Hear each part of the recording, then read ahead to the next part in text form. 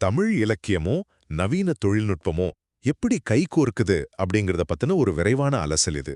பல ஆயிரம் வருஷ பழமையான நம்ம தமிழ் மொழி இன்னைக்கு புக்ஸ், டிஜிட்டல் ஆவணங்கள் அப்புறம் செயற்கை நுண்ணறிவு மூலமா எப்படி அடுத்த தலைமுறையையும் உலகளாவிய வாசகர்களும் போய் சேருதுன்னு நாம பார்க்க போறோம். முதலாவதாக, நம்ம பழமையான தமிழ் இலக்கியங்களை டிஜிட்டலா மாத்துற வேலைகள் இப்போ ரொம்பவே ஸ்பீடா நடக்குது. ரோஜா முத்தையா ஆராய்ச்சி நூலகத்துல பாத்தீங்கன்னா 200 வருஷம் பழமையான 1,50,000 அரிய நூல்களை பத்திரமா பாதுகாக்கறாங்க.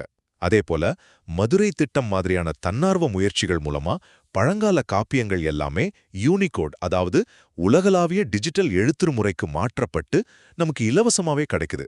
இத நம்ம பாரம்பரியத்தோட ஒரு டிஜிட்டல் காலப்பேழைனே சொல்லலாம். காகிதங்கள் வேணா அழியலாம், ஆனா கிளவுட்ல நம்ம மொழி காலத்தை வென்று எப்படிங்க இப்படி உயிர்ப்போடு இருக்குன்னு நினைக்கும்போது ஆச்சரியமா இருக்குல்ல.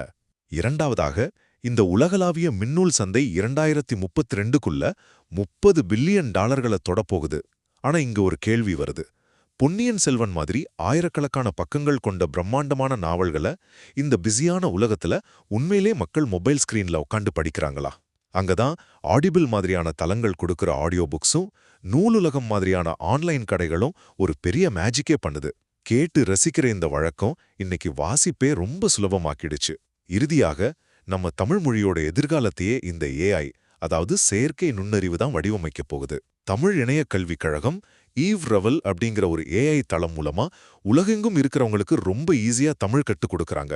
அது மட்டும் இல்லாம அரசு ஆவணங்களை உடனுக்குடன் மொழிபெயர்க்க TNAIM அப்படிங்கிற ஒரு புதிய ஏஐ கருவியையும் உருவாக்குறாங்க.